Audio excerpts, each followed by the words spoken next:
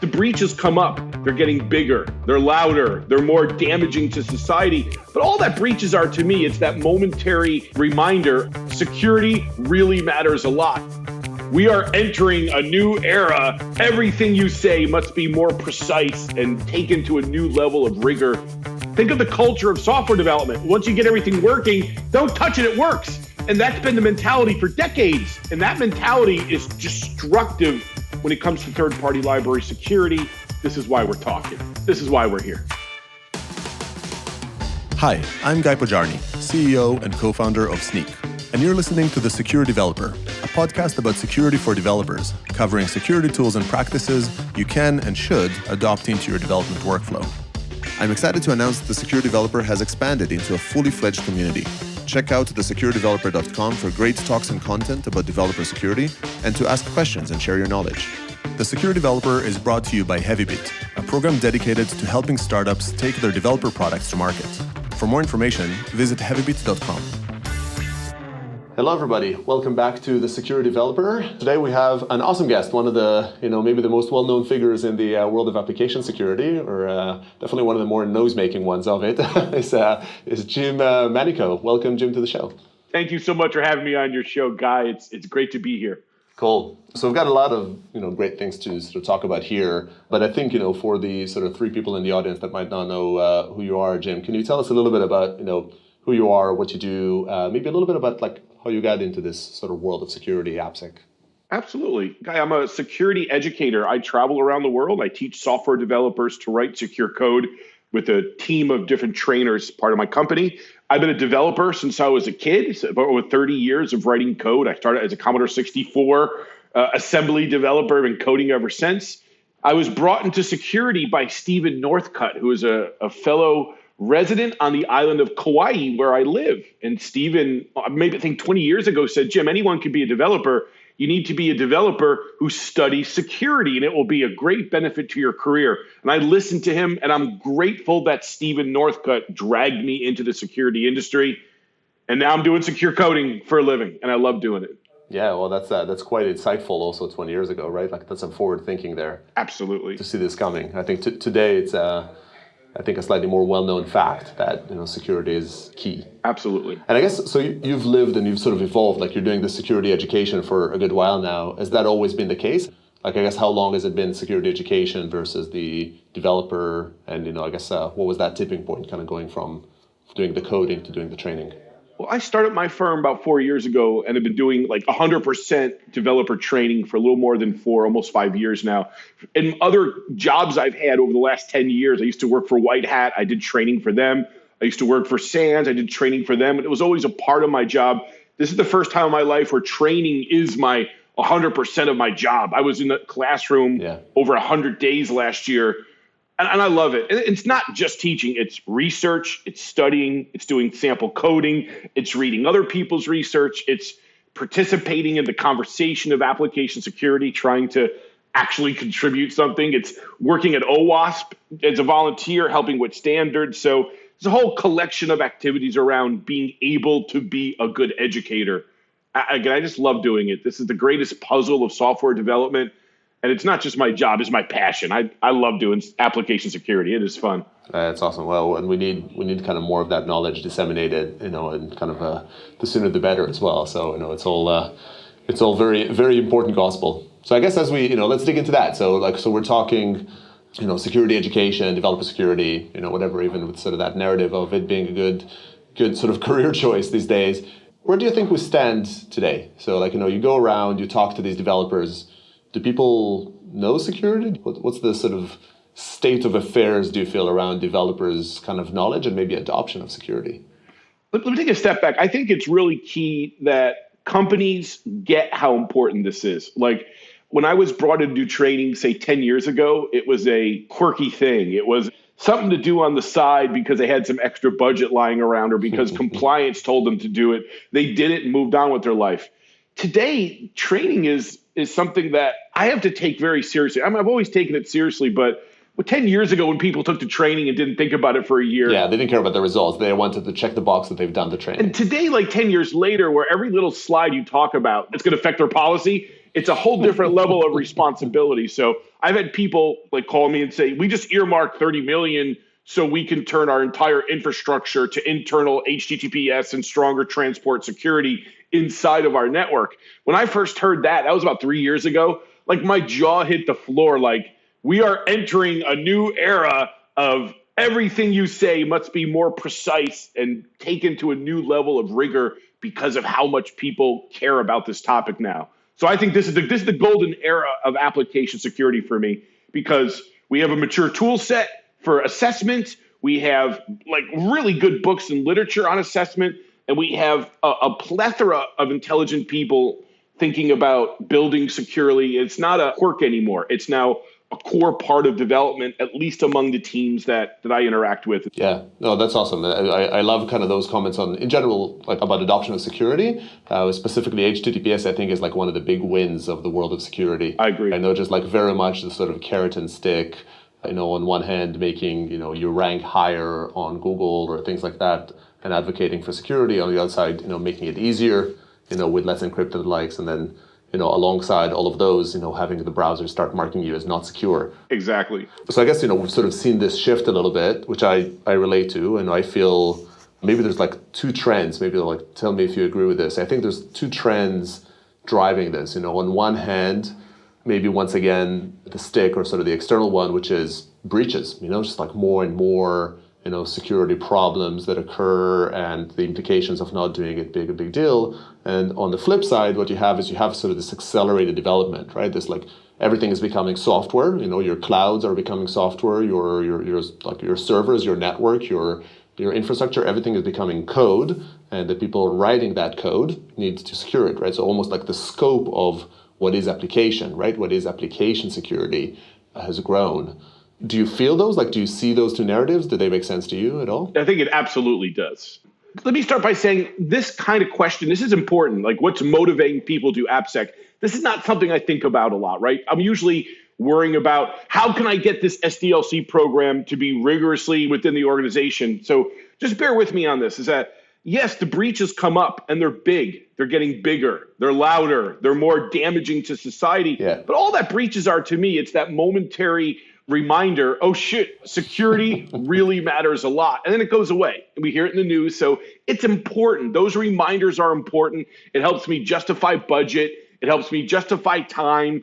It helps explain to the board and the C-level staff why application security matters. We have to very often rethink everything about how we write software. Yeah. That's helpful. But it doesn't change the culture. It doesn't actually fix the SDLC program. It's just a stone in the pond to get the process started or continued or renewed in some organization. It's important, but it's just a small piece of the puzzle. Right. The next one you were saying is we see everything moving to software. And again, this is really critical in that all of infrastructure has changed now. Suddenly developers or developer-like people are now directly involved in infrastructure. I see in some people's top 10 lists that cloud configuration is one of their most difficult issues to get their hands around from a security point of view. Right. So these two things are critical. But I'm going to say that, again, breaches are the stone in the pond to give us a reminder that security matters at different parts of our company's evolution. And everything moving to software is yet another reminder of how important software is. I'm going to say something controversial that a lot of people don't agree with. I think the move to the cloud in my world is the same old, same old. And no one agrees with me here, so I'm on my own here. It's more code. My form that collects data that goes to a database, or my report, or my advanced business logic financial flow, that code's all mostly the same, man. I have the same vulnerabilities to struggle with there. Yes, as I attach this code up to the cloud, I have all different kind of ways to hook my code and application to cloud services. I agree with that. I've been slinging code for 30 years. It's all the same old code to me is what I'm saying. But it's the same old level of importance. It's the same old we have to take this seriously. It's the same old we need to train our workforce and have assessment tooling in place and have C-level staff supporting these efforts, and take that product manager who doesn't drive security but has control of all of my requirements to take them to the roof and drop them off the roof. Sorry about that. I'm Sicilian. We do that kind of stuff. and get the product manager out of our way. All those, what I think of as core problems in AppSec delivery, Guy, that's all the same. And what I see is different is the acceleration of how much people are taking this seriously. And that's hard.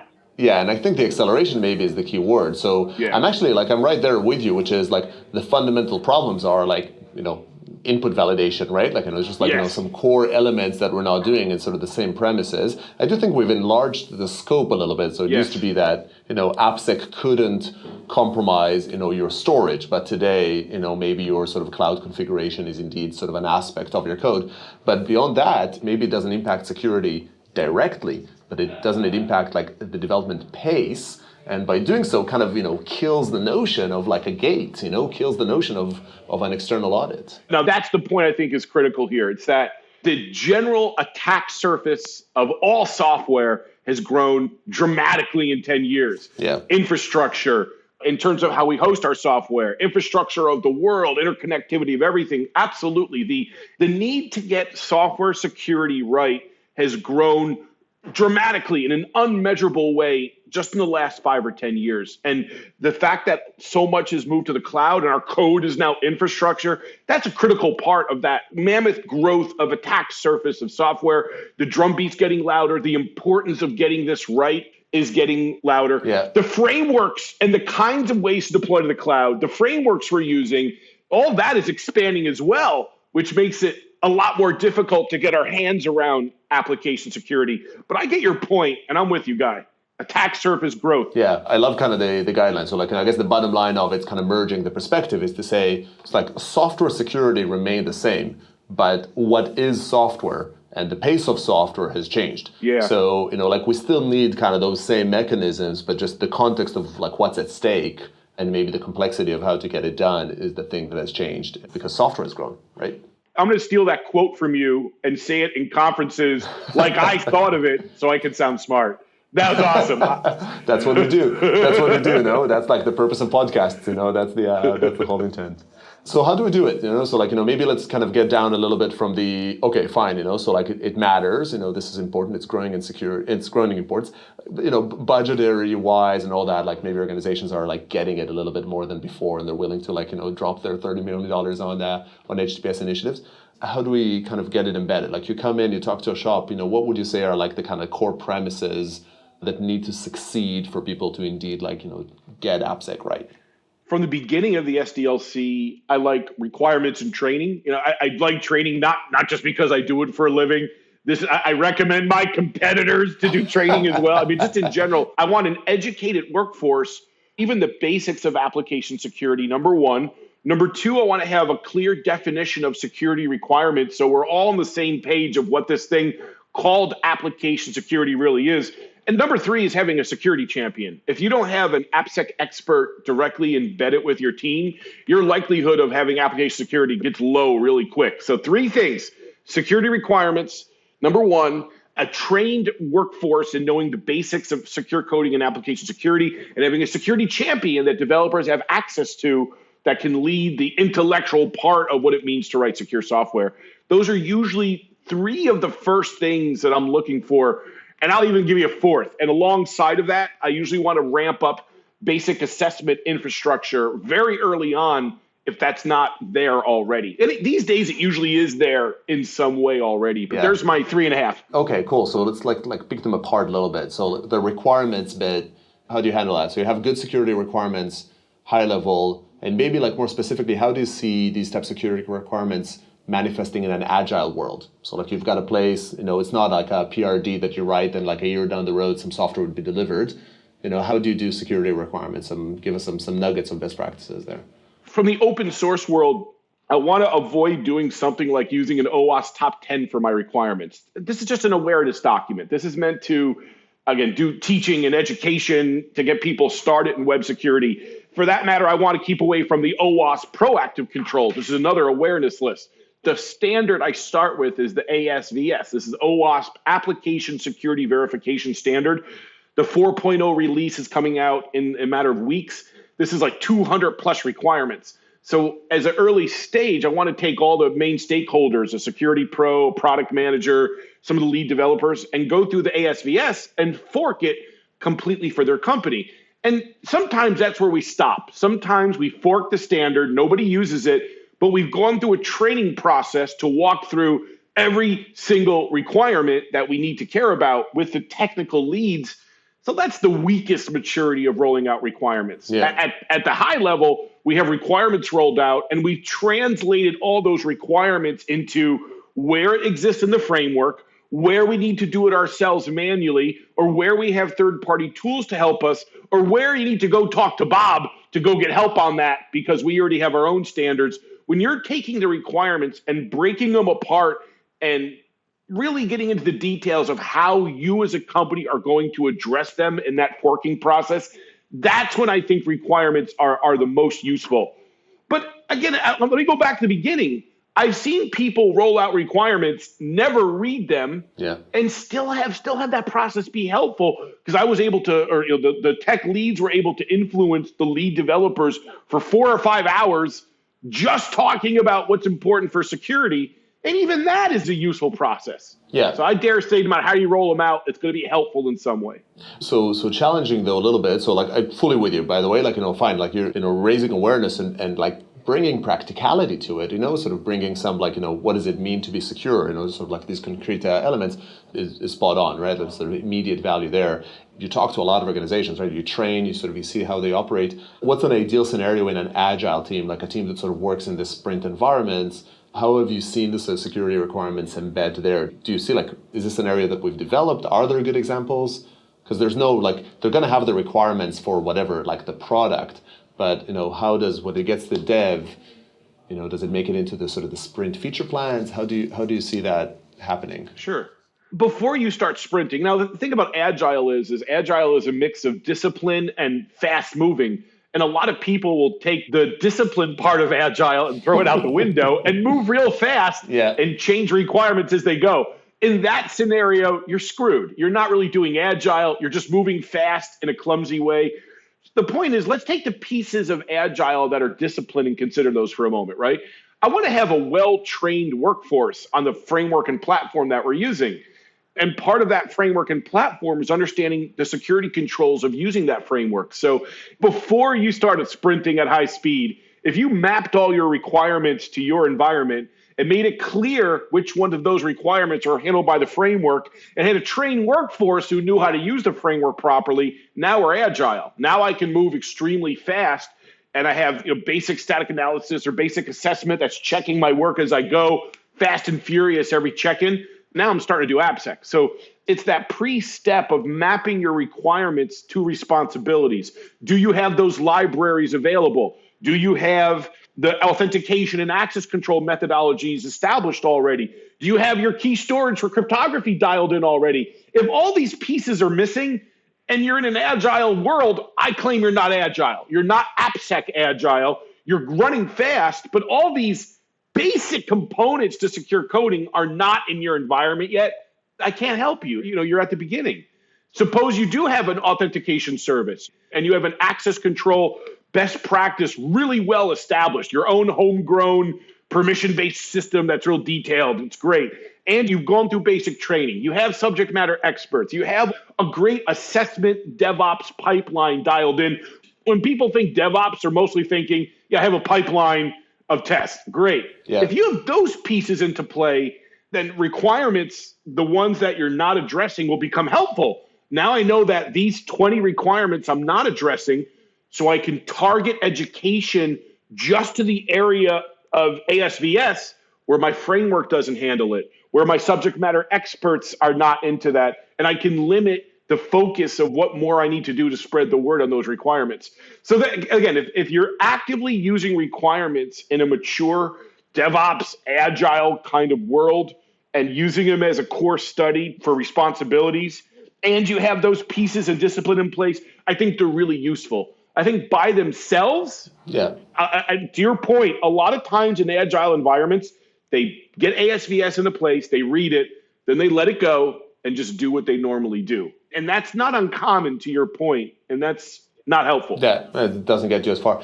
I sort of love the analogy of it. Like the picture that comes to my mind is basically thinking about all that infrastructure we talked about as the same as like having, Kubernetes in place or having like a monitoring system, right? And sort of having your build system and sort of having chosen whatever React or whatever as your sort of JavaScript framework is, like all those decisions, the requirements, they're within the context of Agile, even a disciplined Agile, but they're basically infrastructure. It's kind of like you need to build security infrastructure just like you've built your DevOps infrastructure. Yes. It includes the tooling, but it also includes the competencies, sort of the technological requirements, the equivalence of uptime and sort of time from build to production, the equivalence of those in security. And then even that ties in perfectly into sort of that third, before the 3.5, I guess we'll get to the half in a sec, but the third element there, which is the AppSec competency, because the other thing that you say in Agile is, the team needs to be sort of a full stack team, right? Like you don't do a front end team and a back end team if you're doing Agile, in a proper fashion. You have a product ownership, you have some scope of the system that you control, and the AppSec competency needs to be within the Agile team to get that done. Digging into maybe that third bit about the sort of the AppSec competency, which models do you see that work? Like, is it availability? Like, are those AppSec people a part of a different group, or are they, and they're just like somehow affiliated, made available to sort of the dev teams building it? Do you recommend, what do you think is right around, having that AppSec champion be actually like a member of the development team? Is it a full-time job? Is it a competency? What do you see there that you think is like a good model for success? I'm going to answer this a little awkwardly, but we had a lot of security problems. And one of the dev teams I was working with, we solved the problem by removing 2 developers, not by adding anything, but by taking the 2 beginners who were writing like a huge amount of vulns every day and got them into a different project. That solved our problem. That got us to a better risk place statistically. And the point is, I want senior developers on my team. If I have a security critical product, the first thing I'm going to do is get beginners out of the way. This is a horrible thing to say. Nobody wants to hear this, but you need a developer, in my opinion, who's been writing code for 3 to 5 years before we can even start talking application security in most of the teams that I work with. So step one, having a senior team that already understands the rigors of process, and they're actually engineers and not just code hackers. Once I have a team of engineers, I can institute all the above: process, requirements, infrastructure for testing, all the pieces we need for good application security. And training becomes easier. Training doesn't have to become this difficult thing. These developers who've been around the block for a while, that I should be able to explain SQL injection once in 5 minutes and never bring it up again, and it's never an issue again. I shouldn't have to reteach that team SQL injection every 6 months. Something's wrong there. Yeah. So going through teaching, having a subject matter expert, like you asked earlier, the closer that AppSec expert is to being embedded and integrated with the team, the better. Over at Google, like some of my heroes are Michelle Spagnuolo and Lucas Weichelbaum. These are experts in content security policy, but they're not like standard body members, like tweaking with the little variables in the standard. They're embedded inside of Google's team, implementing CSP. That's the kind of AppSec expert that I feel is the most valuable. Absolutely. Those are my 2 points. Have an embedded AppSec expert and a senior team of developers, and be careful of the damage a novice developer can do to security on a project. It's an interesting kind of perspective. I guess the conversation always goes to the max expertise, so that embedded AppSec expert would be the, hey, there's like base level expertise, who's your high level expertise?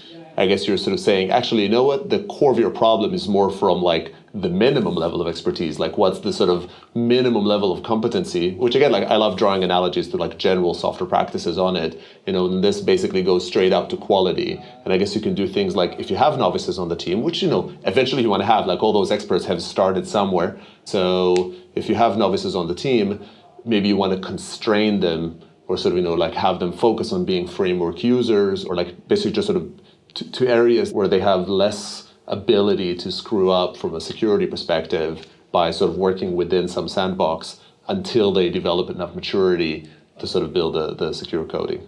Now, Guy, you're a nice person, and you're describing this from a nice person point of view. I'm not. I'm way more militant. I want novice developers not to be seen. I want them to go away, and I don't mean that cruelly. It's just that every single time. The point is, when you're a novice developer joining a senior team, you should be paying me. You're lucky because you're getting more training right now. You're getting personal attention from senior folks that you're taking away from doing their work, and you're not producing for me that much. So it's harsh, and I don't mean this in a cruel way. I'd rather have 2 very senior developers than 20 novices. That's what I'm trying to say. And I see a lot of my customers who've experimented with this, where they took training and they saw from 3 different teams that one person was a rock star. One of my customers took these 3 different rock stars, put them in a team together to do secure coding, and these folks were able to deliver a level of secure software that nobody else in the company could pull off. What they did was they built a large project, had like 3 medium findings after months of work. And this like cracked open the mind of the whole company because everybody else was trained. Everybody else has tooling in place. Everyone else had the same resources. But the team of senior developers, 3 of them who got it, ended up delivering so much better secure software than everybody else. It brings me back to a core principle of being cautious of novice developers. They tend to cost more than the benefits of having them on teams where rigorous security engineering is important. And Guy, this is a horribly unpopular opinion, but I stand by it. I've been rolling around the software industry for a long time, and every time I see a small but senior team, they're able to accomplish magic, including application security magic, that I haven't seen in other configurations. Okay. So that's my answer to this. Senior, educated, people who understand that we're not just singing code, that we're doing engineering. That's where I think the win is. Cool. Well, you're sort of entitled to the view. I think we're not that different in our perspective. Like, I think maybe I'm like, giving a nice spin. I wouldn't be offended by being called a nice person, but I think like those other 3 people were sort of building those secure coding platforms. Like, they didn't let go all the sort of novice players, but what they've done is that sort of had them build systems that used the libraries and the access system and the sandbox that those sort of trio or whatever, sort of have established for them. No, in the anyways, we might be going in circles here. No, point well taken. Sort of maturity of the engineers, kind of that high quality. And I dare say that also kind of works well for a quality analogy, right? Like a lot of those choices, you wouldn't take your novice developer to choose your JavaScript framework or sort of to build it. I agree. For a novice developer, you do want to box them into a very specific set of duties that we can monitor and control and review. But I'm with you. And give them a chance, give some of them a chance to become, from novice to expert. You're nice. Right? You're a nice guy. The few that survive, I want give a light at the end of the tunnel. I want you to give them a chance, and once you've grown them into mature engineers, I want to steal them all from you. So let's jump from the people bit to maybe that infrastructure, that sort of tooling. So I think we're sort of painting a really kind of good picture here of like what do you need to do to sort of get this done. I guess what is the sort of the tooling stack that you need today to sort of do this stuff successfully? What do you see in that sort of infrastructure? Static analysis, dynamic analysis, and third-party library analysis. Those are the 3 critical assessment tools that I think every single team should be running as frequently as possible. I see third-party analysis as almost a form of static analysis. It's specialized. And I don't think the static analysis tools that we traditionally look at do third-party analysis as well as they could. I think the industry has split those up pretty well. We have dedicated static analysis running every single time a developer checks in code or builds code or deploys code as frequently as we can.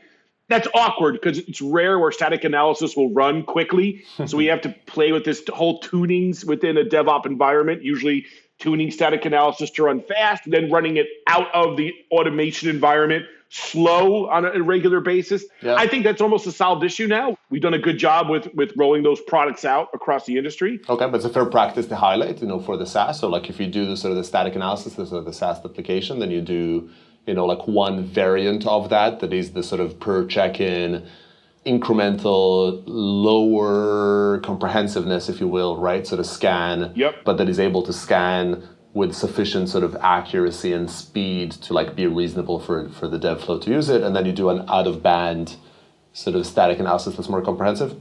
That would be the model? I think that's the standard model I see in most places that are taking this seriously. Where assessment matters to them for their program, that's usually the dual way that I see static analysis rolled out in the modern world. And to miss either of those is bad. To only do it once a month in full mode, you limit the daily lint kind of checking you get when you use it every day. Yeah. And if you're only using it every day, you're missing the depth of the tool, because it often takes more than 10 minutes for a good static analysis tool to run across a complex code base. So you need both. Cool. But I think that's solved. I don't think it's interesting anymore. It's solved. If you're not doing static analysis, go do it both those ways, or you're barely beginning. Let's look at other categories. Dynamic analysis next, right? Yep. In my world, the best tools in dynamic are the cheapest ones. So I tend to use, in the open source world, Zap has got a lot of decent capabilities. I can literally go to developers and say, hey, I want this feature, and depending on my ability to support them, I can get it. I think tools like Burp have become really popular as well. Their dynamic scanning engine will go head to head against any of the big players. And then the work is getting these dialed into automation. So I can now run them not once a month with a consultant, but I can run them every single day in some fashion. And I think the work of getting dynamic added into your automation environment is a little bit trickier because of the nature of how DAS works. For static analysis, it's got to touch code and I'm done. For dynamic, I need a whole dev infrastructure. So it's more complicated and more work to get dynamic rolled out, but it's a part of all the core. Yeah. Now, where dynamic is screwing up, though, dynamic, even though the tooling of dynamic is getting better, the effectiveness is going down dramatically because it's getting harder to look at all the JavaScript frameworks, and it's getting harder to look at APIs and mean stack. And that's the core of development now. The web app has migrated to these thick JavaScript applications, React, Angular, and Vue, that talk to backend APIs.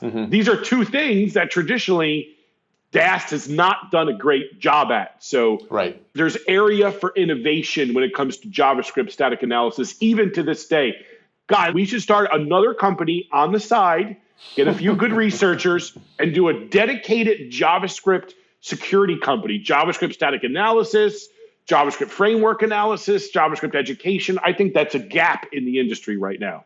But that's my opinion on DAST in general. Okay, perfect. Great practices. I don't think there's anything for me to repeat there, so that was well articulated. SAS, DAST, and then the third bit, open source analysis. Guy, I'm not saying this because I'm on your podcast, but I believe that third-party security analysis in my world is the number one issue. More important than SQL injection now because of how problematic it is to deal with this, because of how poor the ecosystems, like in particular in my world, Maven and NPM, the big code repositories of the Java and JavaScript ecosystem, these are not run with security in mind at all, in my opinion.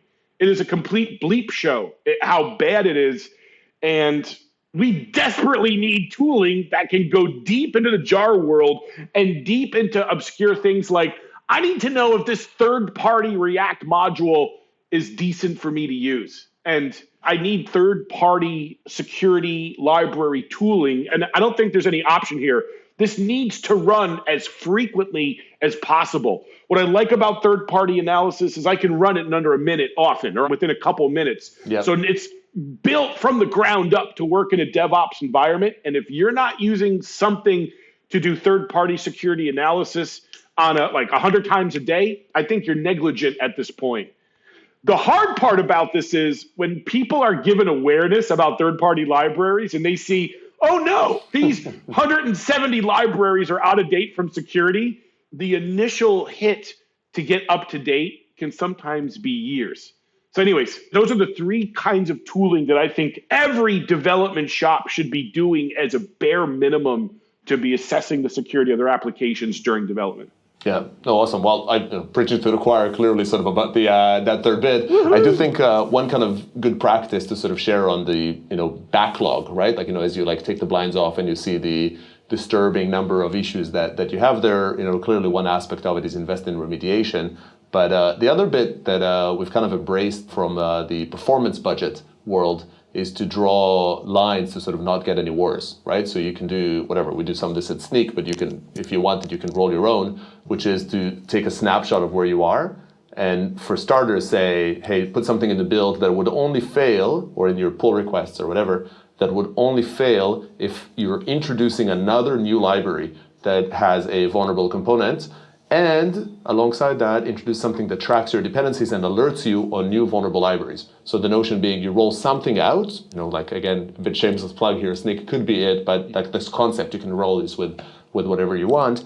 Just sort of roll something out that draws a line and says, I shall not get any worse. And it's a concept, as I said, that we kind of pulled from the world of performance. In performance, you said, hey, I want to Tim Cadlick actually popularized it. So saying, I want to improve my web page speed. But for starters, I need to stop making it worse. So why don't I just take a measurement, measure your page 10 times, see how long it takes to run, and then just put whatever that range in the build, and every time run a test. And if it takes more than that amount, fail the build. Don't allow that through, right? Or say I'm only allowed, I've got how many JavaScript libraries do I have on my page? 17.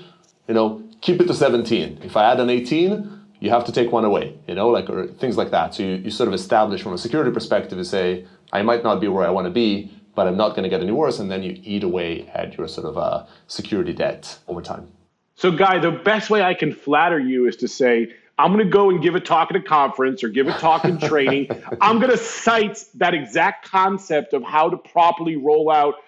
This is an interstitial process where I can stop the bleeding, at least detect when a new third-party library that's insecure is introduced, and still let the old one survive for now during this interstitial process of rolling out third-party tools. This fills a gap in my mind. I love it.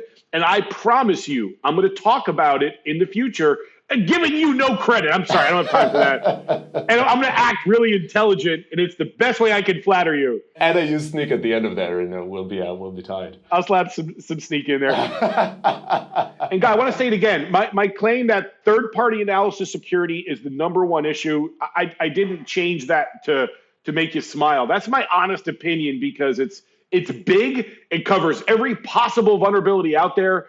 And it's something that a lot of people are just flat out frightened to deal with. Think of the culture of software development. Once you get everything working, don't touch it, it works. And that's been the mentality for decades. And that mentality is destructive when it comes to third-party library security. This is why we're talking. This is why we're here. Yeah, agreed.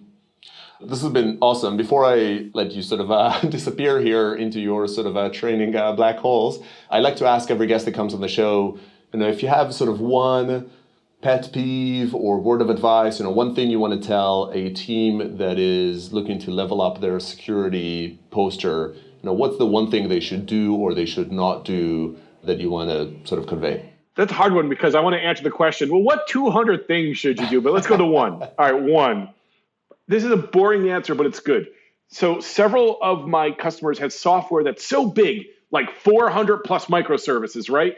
They're having trouble keeping their hands around it. It's just too big. Even with lots of smart architects, all the right resources, nobody understands what's going on because it's just too complex of software. This is the bane of application security development. The way I've seen people handle that is to put mammoth focus on one easy thing, logging. Logging like mad people. They log every single thing across every single service so they get really good visibility into what's happening. So when things go wrong, they see anomalies, they can take immediate action. This is the 10th item in the OWASP top 10, do good logging. I tend to, go ahead and log. Now let's move on with our lives and talk about more important things.